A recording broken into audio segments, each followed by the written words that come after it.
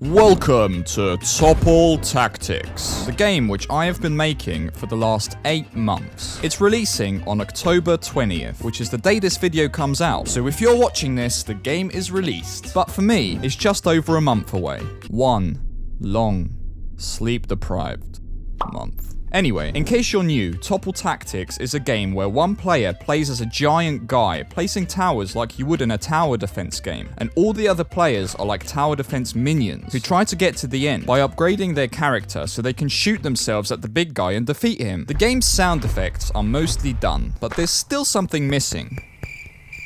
Music. I'm decent at making games, but music is not my strong suit. Thankfully, Tutti, a very popular Bloons Tower Defense 6 YouTuber, and the guy I'm making this game with, knows people, which is how we managed to get Tim Haywood, the same guy that made the Bloons Tower Defense 6 music, to make the music for Topple Tactics. Now, each map has its own tune, which sounds sick. One of my favorites is the Topple Lane soundtrack, which is a nod to the Bloons games. I also really like the Acid Lab soundtrack. All the music you're hearing in the background of this video is made specifically for the game.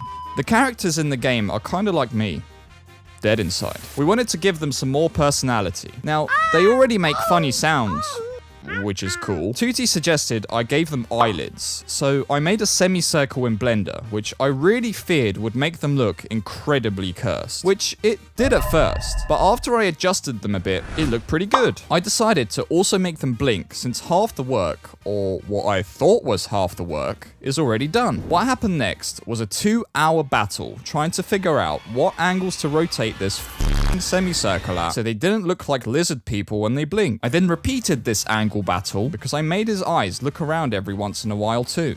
Fuck. I really didn't think this would work, but I tried adding a couple of cubes to act as eyebrows, and I ended up really liking it. So to take advantage of this, I added some emotions. Like now, when you place a tower, the little guys will get a worried look on their faces, and when they get slapped or die, they look like they want to commit a war crime. Lips are next. JK, that would look terrible. Lastly, he's still a little bit stiff if you're not doing anything, so I made him look like he's actually breathing. And of course, I added this to the big guy, and Joe too. Of course, Joe has permanently irritated eyebrows because he is done with everyone's shit. I also gave the main menu mini guy some life as well, because since the infamous main menu spazzing out bug, I kinda just made him a statue in fear of it happening again. So far so good though. Lastly, the guys were still missing a few sounds. Tutti is voicing the characters, so I got him to record me a few more clips.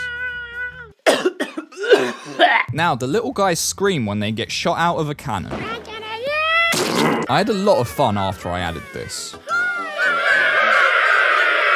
Also, as the big guy's health goes down, he gets more and more money. He also gets more and more angry. Throughout the phases, the music also speeds up. I also added a bunch of other sound effects, like ambience for each of the maps, and a countdown before the game starts. The next thing I had to do was make the volume of everything relatively even, and this was hell, because as soon as I made one thing louder, it made another thing too quiet. Then if I made the second thing louder, they were both too loud. And then if I made both quieter, the music would be too loud. Right, so me and Tutti got some people to test with. We want to do a test every 3 to 4 days from now, so we can find any bugs and suggestions, add everything, and repeat. This is where my descent into madness started. We have a pretty hefty list after the first playtest, including a few bugs I struggled with. One of them was the mini guy turning into the Slapper 9000. Another one was the player's legs getting f***ed up, which I literally had to roll back my game for because I couldn't find the cause for it. And this cycle of fix bugs, do playtest, get bugs and suggestions, fix bugs and suggestions, do playtest, repeat, drained me so much that my sleep schedule went from a modest 11 PM bedtime to a 3 AM bedtime. It's at this stage, late into making a game, that you get random shit happening, like whatever this is. Also, coffee literally stopped working, so I found this other concoction called yerba mate, which contains a lot more caffeine than coffee. This literally looks like it shouldn't be legal. Anyway, one day during this cycle, we did a playtest and found no bugs. I want to die. Also, let's talk for a moment about balancing. I really feel for the League of Legends developers now. One thing is strong, so you make it weaker. But then making that item weaker makes the game take too long to finish, because it was the main thing the mini guys relied on. So you make the big guy less money to control the game length, but that then makes playing as the big guy boring. You get the point. Changing anything or adding literally any feature that changes the gameplay throws this entire balance off. It doesn't help that I have a history of mistakenly making things super overpowered. Don't worry though, the ridiculously overpowered things have mostly been tamed now. One of the strong items for me was the ninja bandana. Yeah. This is the state it's in now. I also had to make the knockback resist item stronger because everyone only ever went for the movement items. So knockback resist items also give you shield points now, which is nice because they're both tanky stats, so they kind of go hand in hand. I also got some feedback that the wrecking ball and sweeper weren't very good compared to the other towers. So I made both of them actually knock you back instead of just pushing you. Just look at the huge wrecking ball now. Sid the decoy also stood out as a particularly weak item. So I got rid of him and made the decoy bandana into a badass portable force field. Also, the movement is what you're going to be doing the majority of the time that you're playing the game, so I decided to give that some more attention. The first thing was to fix the crappy jitteriness on characters that weren't yours. I thought it was because I was accidentally syncing the movement in two different ways and they were both fighting with each other, but no. When I disabled one of them, he started floating, and when I tried another way of fixing it, he elongated? We got some complaints about the jump being a bit inconsistent during the playtest, so I made the jump almost like a platformer jump, where if you fall off a ledge, you can still jump once. This made it feel much nicer. It would have taken away the bunny hop though, which people liked a lot when testing, so I manually added it back in. Basically, if you jump and take a hard landing, you can time your next jump to be much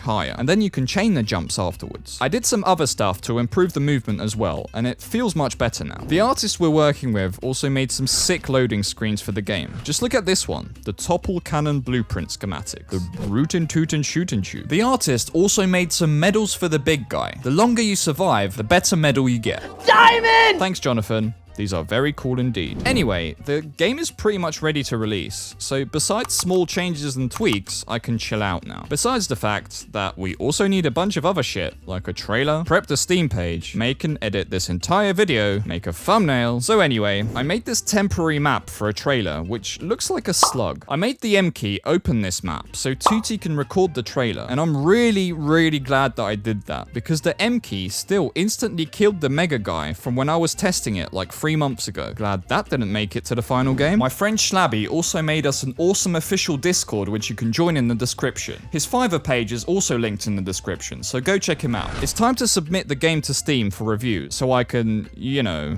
actually release the game. I really thought this was going to be some super involved process where you upload the game somewhere, fill in a form. I really got myself worked up about it, but nope. We're ready for release, baby. The game is out on Steam right now, so what are you waiting for? Go buy it. If you don't, just remember, Joe knows where you live. It also supports me and will allow me to continue updating it, because trust me and Tutti have tons of stuff planned for this game. Besides that though, I will finally also be making videos on other topics again, so subscribe. I want to get to 1 billion by next month, so every contribution is appreciated. See you next video.